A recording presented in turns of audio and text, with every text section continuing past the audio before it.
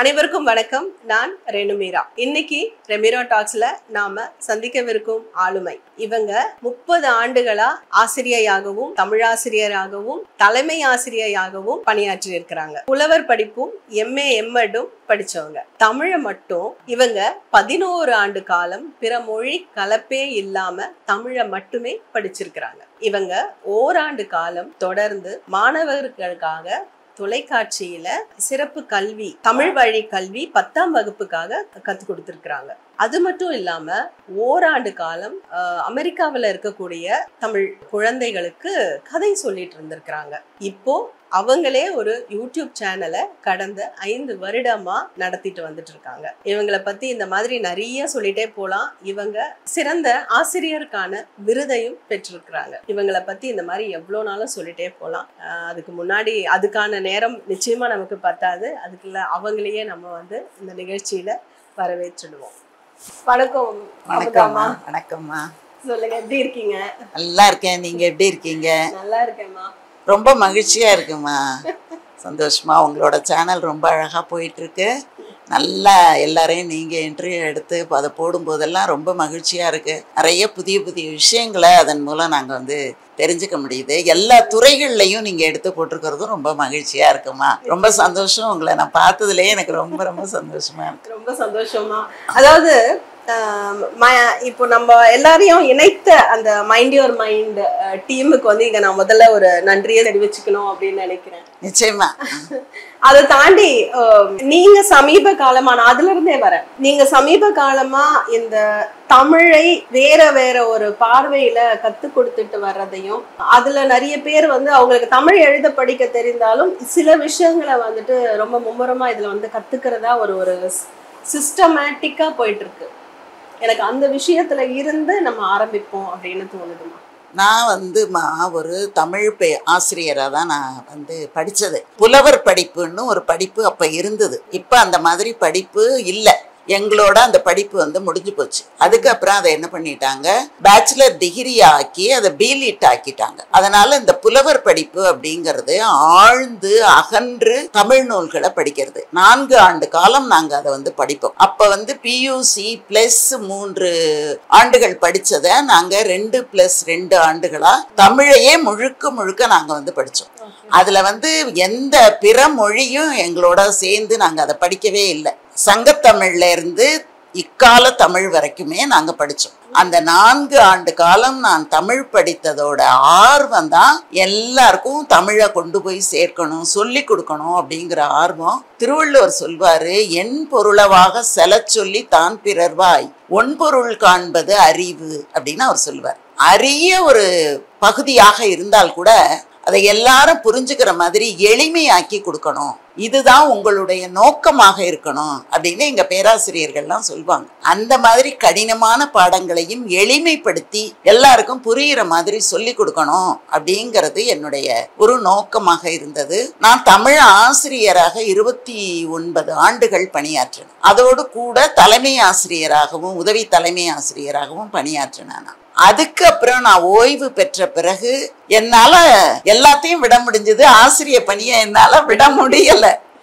ஏன்னா நான் மற்றவங்களுக்கு எதையாவது நான் சொல்லணும். அப்ப எங்க பேராசிரியரை நான் சந்திச்சேன். அவர் சொன்னாரு, தொடர்ந்து ஏதாவது ஒரு சமூக பணியை செய்யுமா, ஏதாவது ஒரு சிவ தொண்டு செய்யுமா அப்படின்னு சொன்னார். அப்ப என்ன செய்யறதுனா அப்படின்னு பார்க்கும்போதுதான் நம்ம படிச்சதையும் நம்ம படித்து கொண்டிருப்பதையும், ஏனென்றால் படிப்பதற்கு வரையறை கிடையாது, ஆண்டுகள் கிடையாது, முடிவுங்கிறது கிடையாது, படிப்பு இறப்பு வரைக்கும் இருக்குது. அப்ப நாம படித்த செய்திகளை எல்லாரும் படிச்சிருப்பாங்களா அப்படிங்கிறது தெரியாது. ஏன்னா கோடிக்கணக்கான புத்தகங்கள் இருக்கின்றன. நமக்கு கிடைச்ச புத்தகங்கள் அடுத்தவங்களுக்கு கிடைக்காம இருந்திருக்கலாம். அதனால அந்த செய்திகளை நாம கொண்டு போய் சேர்க்கணும் அப்படிங்கிற ஒரே நோக்கத்துக்காக தான் நான் யூடியூப்ல மதிசூடி அப்படிங்கிற ஒரு இதை தொடங்கி நான் நடத்துறேன். அதுக்கு என்ன பொருள், நான் ஏன் அதுக்கு மதிசூடி அப்படின்னு பெயர் வச்சேன் அப்படின்னா, மதினா அறிவுங்கிறது பொருள், சூடுதல் என்றால் அணிந்து கொள்ளுதல்னு அர்த்தம். நான் அந்த புத்தகத்தை படிச்சு கொஞ்சம் அறிவை அறிந்து கொண்டேன், அணிந்து கொண்டேன், நீங்களும் அணிந்து கொள்ளலாம் வாங்க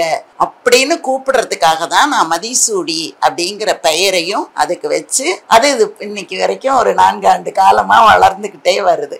நிஜமா அந்த விஷயம் எனக்கு ரொம்ப இன்ஸ்பைரிங்கான ஒரு விஷயமா இருக்கு. நீங்க பொறுமையா நீங்க படிச்சது எல்லாத்தையும் அழகா அத குறுகிய காலத்துல ரத்தின சுருக்கமா நீங்க சொல்ற பல விஷயங்கள் வந்து எங்க எல்லாரையும் சென்று அடையுது. ஒரு ரசிகையா, அந்த சேனலோடைய ரசிகையாவும் நான் இங்க பேச வந்திருக்கேன். இதுக்கப்புறமா தமிழ் இலக்கியங்களை நீங்க படிக்கும் பொழுது உங்களை மனம் கவர்ந்த இலக்கியம்னு ஏதாவது ஒண்ணு இருக்கும் இல்லையா?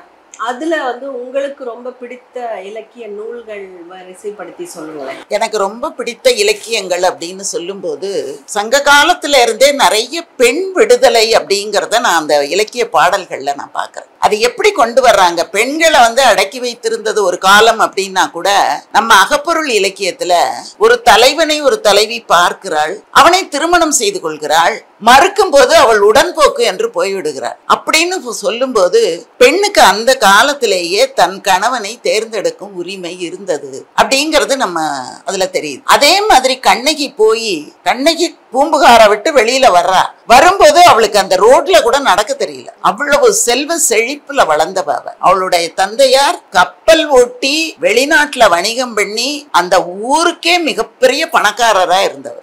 அவரோட பெண் எதையும் அறியாதவளாக இருந்தவள் கண்ணகி வந்து மதுரையில வழக்குரைத்த அந்த கதையை பார்க்கும்போது அவளுடைய அந்த ஆக்ரோஷம் என்னை வந்து ரொம்ப கவர்ந்தது. ஒரு பெண்ணுன்னா இப்படிதான், ஒரு சின்ன ஒரு அநியாயம் நடக்கும்போது ஊரையே அழிக்கிற அளவுக்கு அவளுடைய கோபம். அழிச்சாளா அழிக்கலையாங்கிறது நமக்கு அடுத்தது பார்க்கணும். ஆனால் அந்த அளவுக்கு அவள் வீறு கொண்டு எழுகிறாள் அப்படின்னா அநியாயத்தை பார்க்கும்போது வீறு கொண்டு எழணும். பெண்கள் எழுந்தால்தான் அந்த நாடு நல்லா இருக்கும் அப்படிங்கிறத வந்து நான் உணர்ந்தேன். அதனால எனக்கு சிலம்பு ரொம்ப பிடிக்கும். இந்த காலில போட்டிருந்த ஒரு சிலம்பு ஒரு பெரிய காப்பியத்தின் தலைவனா வந்து நிக்குது, வருது காப்பியத்தின் கருவா வந்து நிக்குதுன்னா அது என்னமோ காலில் போட்டுக்கிறதுன்னா சாதாரணமா நினைக்க கூடாது. அது எவ்வளவு ஒரு உயர்ந்த அர்த்தத்தை அந்த பரல்கள், அந்த பரல் தெரிச்சு வந்து மன்னனுக்கு செய்தியை சொல்லுகிறது அப்படின்னா அது எவ்வளவு ஒரு உயர்ந்த கருத்தா இருக்கும். பெண்ணினுடைய அணிகலன்கள் கூட அவளுடைய மனதை வந்து எடுத்துரைக்க வல்லது அப்படிங்கறத வந்து இந்த இடத்துல ஒரு பதிவா நம்ம கொள்ளலாம். அவ வந்து துயரப்பட்டதை வந்து சொல்லுது, அந்த மன்னன் கிட்ட நீ தவறாக தீர்ப்பு வழங்கினா என்று சொல்லுது. அப்ப அவ மட்டும் சொல்லல, அவள் அணிந்திருந்த நகையும் சொல்லுகிறது அப்படின்னா சிலப்பதிகாரத்தை விட ஒரு புரட்சி காப்பியம் என்ன இருக்க முடியும்? அந்த காலத்திலேயே இருந்தது. அதே மாதிரி மணிமேகலை, தனி ஒருவனுக்கு உணவில்லையெனில் ஜகத்தினை அழிப்போம்னு பாரதியார் சொன்னார். இறந்தும் உயிர் வாழ்தல் வேண்டின் பறந்து கெடுக உலகியற்றியான் அப்படின்னு திருவள்ளுவர் சொல்றாரு. ஒருத்தன் பிச்சை எடுத்துதான் ஒரு நாட்டுல வாழணும் அப்படின்னா கடவுளே செத்து போட்டோம்னு சொல்றாரு. அப்ப அந்த அளவுக்கு கடவுளையே திட்டுது ஒரு திருக்குறள் அப்படின்னா கடவுளை வந்து எல்லாரும் பூஜிக்கிறது தான் நம்ம பாக்குறோம். பறந்து கெடுக உலகியற்றியான், உலகத்தை படைச்சவன் பறந்து திரியட்டும் அப்படின்னு அவர் சாபம் கொடுக்கிறாருன்னா அந்த திருக்குறளை காட்டிலும் அந்த மணிமேகலையை காட்டிலும் உயர்ந்த நூல்னு என்ன இருக்க முடியும்? அப்ப அந்த திருக்குறளை நம்ம பார்க்கும்போது 2 அடிகளால் உலகத்தையே அளந்து கொண்டிருக்கிறது. வாமன அவதாரம் கூட 3 அடி மண் கேட்டான், அதை வச்சுதான் அவன் அளந்தான். ஆனா திருக்குறள் 2 அடியில உலகத்தை அளக்கிறது அப்படின்னா அதை விட இது உயர்ந்ததா நான் பாக்குறேன். அப்ப வந்து அந்த புராணத்தை விட நம்முடைய தமிழ் உயர்ந்ததாக இருக்கிறது அப்படின்னு நான் வந்து அந்த தமிழை பாக்குறேன். அதே மாதிரி இந்த ஏழைகளுக்கு உணவு கொடுக்கும் போது அவ எங்க போறான்னா சிறைக்கோட்டத்துக்கு போறா சாப்பாடு போட. அப்ப அதை மீட்டு வர்றது அப்படிங்கிறது அது ஒரு பெரிய அதிசயமான ஒரு காப்பியம். அந்த மாதிரி இந்த காப்பியங்கள்ல என்னுடைய மனதை வந்து நான் ரொம்ப, எனக்கு வந்து அது ரொம்ப மனதை கவர்ந்ததாக இருந்தது. திருக்குறளுக்கு ஈடு இணையே சொல்ல முடியாது. ஏன்னா அதை எல்லாருமே எடுத்து சொல்ல, திருக்குறள் சொல்லாம தமிழகத்துல யாருமே இருக்க மாட்டாங்க. சின்ன குழந்தை கூட சொல்ல தொடங்கும் அந்த அளவுக்கு திருக்குறள். அந்த அறநூல்கள் எல்லாமே 14 கீழ்கணக்கு நூல்கள் எல்லாமே நீதியை சொல்லக்கூடிய நூல்களாகத்தான் இருக்கு. நாலடியார், அது தெரியாதவங்க யாருமே இருக்க முடியாது. நாலடியார், நான்மணிக்கடிகை, அந்த மாதிரி வரக்கூடிய 4 அடிகளால் ஆன பாடல்கள், அந்த ஆற்றுப்படை நூல்கள், 14 கீழ்கணக்கு மேல்கணக்கு நூல்கள் படிப்பதற்கு தான் ஆயுள் போதவில்லை அப்படிங்கிறது சொல்லுவாங்க. வந்து கற்பதற்கு நிறைய நூல்கள் இருக்கிறது, ஆனா கற்பவர்களுக்கு ஆயுள் போதல அப்படின்னு சொல்லுவாங்க. அந்த அளவுக்கு அந்த நூல்கள் எல்லாத்தையுமே நம்ம வரிசைப்படுத்தி பார்க்கும்போது ராமாயண கதையை கம்பர் எழுதினது மிக, அதுல நிறைய புரட்சியை அவர் கொண்டு வந்து கொடுத்திருக்கிறார். அதனால அந்த புரட்சியை நம்ம வந்து அந்த கம்ப ராமாயணத்துல பார்க்க முடியும். இப்படி ஒவ்வொரு நூலையும் எடுத்துக்கொண்டா பரணி நூல்கள் வீரத்தை பறைசாற்றக்கூடிய நூல்கள்,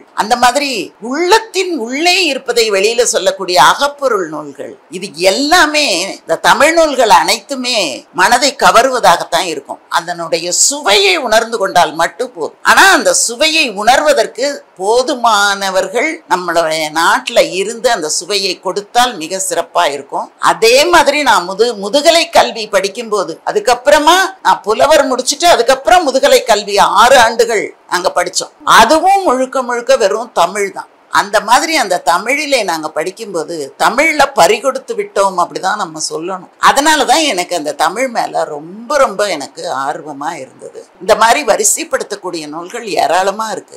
இன்னைக்கு இருக்கக்கூடிய தமிழன்பன் நூல்கள் வரைக்கும், அன்று தொடங்கிய தொல்காப்பியத்திலே தொடங்கி இன்று பாராட்டக்கூடிய தமிழன்பன் நூல் வரைக்குமே அத்தனையும் நமக்கு ஒரு படிகளாகத்தான் இருந்து தமிழனை கொண்டு போய் உயரத்துல வைக்குது. அப்படிதான் நான் எல்லா நூல்களையுமே பார்க்கிறேன். இப்போ தமிழ்ல ஆராய்ச்சிக்கு உட்படுற விஷயங்கள் அப்படின்னு ஒரு சிலர் ஒரு சில குறிப்பிட்ட விஷயங்களை எடுத்து அதுல ஆய்வு கட்டுரைகள் எல்லாம் எழுதி அதுல முனைவர் பட்டத்துக்கு முன் வராங்க. இதுல எது இன்னும் உங்களுடைய பார்வையில எந்தெந்த ஏரியாவிலலாம் இனி வரும் இளைஞர்கள் எடுத்தா இன்னும் நல்லா இருக்கும், நிறைய விஷயங்கள் வரும் அப்படின்னு உங்களுக்கு தோணுது?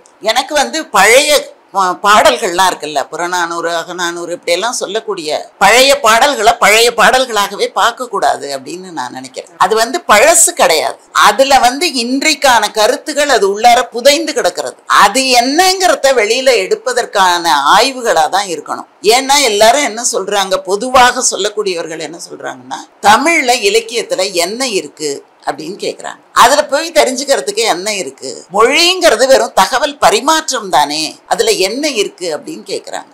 மனிதனை பண்படுத்துவதே மொழிதான். அது வெறும் தகவலுக்கானது இல்ல, அது பண்பாட்டுக்கான ஒரு கூறு அப்படின்னு பார்க்கணும். பழைய நூல்கள்ல நாம எடுக்க வேண்டிய புதிய கருத்துகள் ஏராளமாக இருக்கின்றன. அந்த கருத்துக்களை எல்லாம் தனித்தனியா ஒவ்வொரு பாடலை எடுத்துக்கொண்டு ஆய்வு செய்தால் கூட அது மிக சிறந்த நிலையை அடையும் அப்படிங்கிறது என்னுடைய ஆசை. ஆனா நான் PhD ஜாயின் பண்ணினேன், என்னால் தொடர முடியாம போயிடுச்சு. அதனாலதான் என்னால முனைவர் பட்டம் வாங்க முடியாம போச்சு. ஆமா, நான் தமிழர்களின் பண்பாட்டு கூறுகள் அதை தான் நான் எடுத்து ஆய்வு பண்றதுக்கே தொடங்கினேன். ஆனா அது ஏதோ ஒரு தடையின் காரணமா அதை என்னால செய்து முடிக்க முடியல. இப்போ இந்த பகுதி இப்ப நீங்க எடுத்து செய்யவிருந்த அந்த பணியை இப்ப யாராவது எடுக்க விரும்பினா அவங்களுக்கு நீங்க என்னெல்லாம் டிப்ஸ் மாதிரி கொடுக்கறதுக்கு விரும்புறீங்க? அதுதான், அவங்க எப்படி இயற்கையை நேசித்தார்கள். இப்ப இயற்கையை நேசிக்காத காரணத்தினாலதான் இன்றைக்கு கூட நம்ம செய்தித்தாள்ல பார்க்கிறோம், தொழிற்சாலை கழிவு நீரை கொண்டு போய் கடல்ல கலக்குறாங்கிறத நம்ம பார்க்கிறோம்.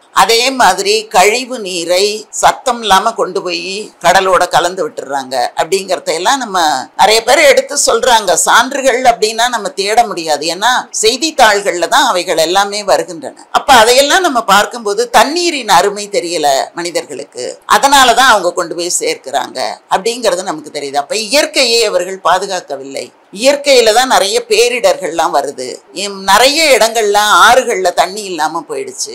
ஏனென்றால் ஆறுகள்ல மண் இல்ல, மணல் இல்ல அப்படின்னு சொல்றாங்க. அப்ப அந்த மணலை ஏன் பாதுகாக்க வேண்டும் அப்படிங்கிறது நம்ம சொல்லணும். அந்த மணலை பத்தி எல்லாம் நம்முடைய சங்க இலக்கியங்கள்ல பாடல்கள் இருக்கு. அப்ப அதையெல்லாம் நம்ம பார்க்கும்போது எல்லாமே ஒரு காக்கைக்கு உணவு வைத்த கதையாக இருந்தாலும் சரி, அதுக்கு கூட சங்க இலக்கியத்துல ஒரு பாடல் இருக்கு. காக்கையே நான் உனக்கு இவ்வளவு உணவு கொடுத்தனே, என் தலைவன் வருவதற்கு நீ எப்ப சொல்ல போற அப்படின்னு கேட்பது போல இருக்கு. அப்படி எப்படி அவர்கள் காக்கையை அவர்கள் கொண்டாடினார்கள் அப்படிங்கிற செய்தி இருக்கு. அந்த மாதிரி ஒரு செடி, அதுவும் புறநானூற்றுல இருக்கு, ஒரு விதைய போடுற அம்மா, அந்த விதை வளர்ந்து வருகிறது, அந்த பெண்ணுகிட்ட சொல்றா அது உன்னோட அக்கான்னு சொல்றா. அந்த மாதிரி அந்த மரத்தை எப்படி அவங்க எல்லாம் பாதுகாத்தார்கள், தன்னுடைய உறவாக நினைத்தார்கள் அப்படிங்கறது தெரிஞ்சா யாரும் மரம் வெட்ட மாட்டாங்க. இப்போ நம்ம என்ன பண்றோம், நிறைய மரங்களை வெட்டிடுறோம், இயற்கையை நம்ம பாதுகாக்கிறது இல்ல, உயிரினங்களை பாதுகாக்கிறது இல்ல. அப்ப அதையெல்லாம் பாதுகாப்பது எல்லாமே அந்த பண்பாட்டு கூறுகள்லயே வந்துடும். நம்மை சார்ந்த எல்லாருமே அத்தனையும் சேர்ந்ததுதான் அந்த பண்பாட்டு கூறுகள்ல வர்றதுனால தமிழர் பண்பாடு எப்படி இருந்தது அப்படின்னு நாம ஆராயும் போது அதையெல்லாம் ஆராய்வதற்கு ஒரு பெரிய தூண்டுதலாக இருக்கும்.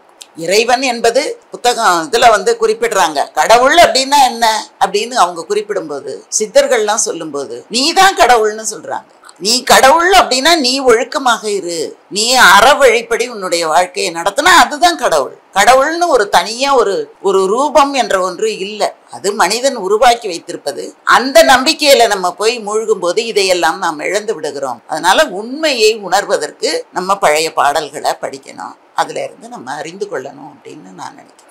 அருமைமா. இப்போ எனக்கு ஒரு சந்தேகம்.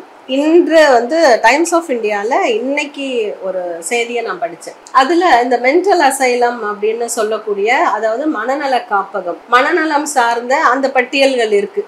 இந்த வியாதிகள் எல்லாம் மனநலம் சார்ந்த வியாதிகள் அப்படின்னு சயின்டிபிக்கா சில பட்டியல்கள் இருக்கு. இது அத்தனையுமே அகநானூறிலும் குறிப்பிடப்பட்டுள்ளது, மணிமேகலையில் குறிப்பிடப்பட்டுள்ளது, சிலப்பதிகாரங்களில் அங்கங்கே குறிப்பிடப்பட்டுள்ளது அப்படின்றத ஒரு ஆய்வு கட்டுரை ஒருத்தர் எழுதி அதுல நான் தெளிவா போட்டிருக்காங்க. அப்போ இந்த ஜெயின மக்கள் இங்க இருக்கும் பொழுது அந்த குடைவரை கோவில்களுக்குள்ள குடைவரை சிற்பங்கள் எல்லாம் இருக்கு இல்லையா, அங்க ஒரு சில ஏரியாஸ் எல்லாம் அதெல்லாம் குறிப்பா அதுல இருந்ததை நான் படிச்சேன். அங்கெல்லாம் படுக்கைகள் எல்லாம் இருக்கும். அதாவது ஒரு குகை மாதிரி அமைத்து அது உள்ள படுக்கைகள் மாதிரியான குடைந்து இருப்பாங்க. அது எல்லாமே இவங்க இதுக்காக தான் அவங்க உபயோகப்படுத்தி இருக்கிறாங்க. அப்போ மனநலம் சார்ந்த ஒரு விஷயத்த அவங்க ஒரு ட்ரீட்மெண்ட்டோடவே அதை அவங்க செயல்படுத்தி இருக்கிறாங்க. அதற்கான ட்ரீட்மெண்ட்டோடைய நுணுக்கங்களும் பல இடங்கள்ல பதிவாயிருக்கு அப்படிங்கறத படிச்ச உடனே எனக்கு அது ரொம்ப வியப்பா இருந்தது. இது இவ்வளோ பெரிய விஷயம் இருக்கா இதுல அப்படின்னு. அப்போ தமிழர்கள் நீங்க சொன்ன மாதிரி மொழியை தாண்டி மருத்துவம் அப்படின்னும், அதுக்கப்புறம் கலாச்சாரம், பண்பாடுன்னு நிறைய விஷயங்களை இந்த மொழிக்குள்ள அடக்கி வச்சிருக்கிறாங்க அப்படிங்கிறது. இதை அடுத்த தலைமுறையினருக்கு விளக்கி சொல்லணும்னா அந்த மொழியுடைய அந்த வலிமையை கொஞ்சம் தளர்த்தி சொன்னா அவங்களுக்கு இன்னும் அதிகமா புரிய வருமோ? மொழியை தளர்த்தி தான் இப்ப நிறைய அந்த அளவுக்கு பழைய அளவுக்கு மொழி இப்ப இல்ல. மொழியை எளிமைப்படுத்தி தான் பேசுறோம். முன்னால காலங்கள்ல பேசும்போது மிக தூய தமிழாக எப்படி அந்த வாக்கிய அமைப்புகள் இருக்குமோ அப்படிதான் இருந்தது. இப்ப வட்டார மொழி வழக்குல கூட அதை மிக எளிமைப்படுத்தி எல்லாருக்குமே சொல்ல தொடங்கியிருக்காங்க.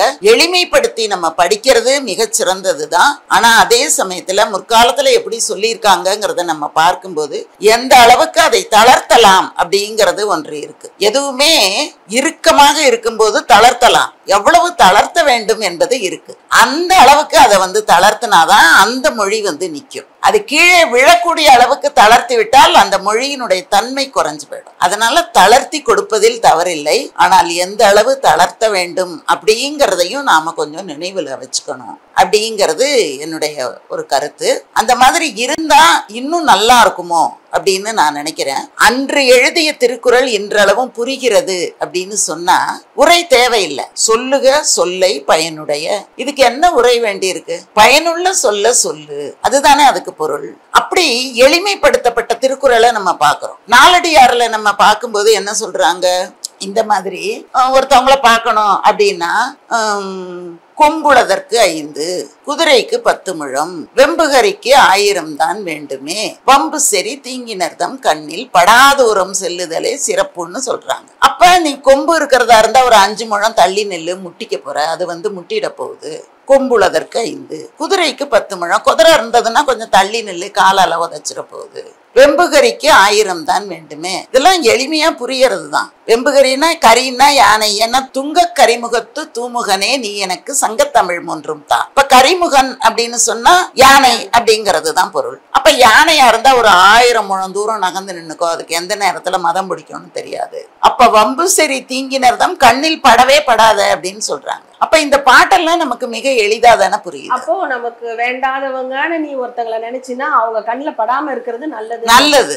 இப்போ இதுல இயற்கையும் வந்துருது, ஒரு ஒரு காட்டுல இருக்கக்கூடிய ஒரு வாழ்க்கை முறையும் அங்க கத்து கொடுத்துடுறாங்க.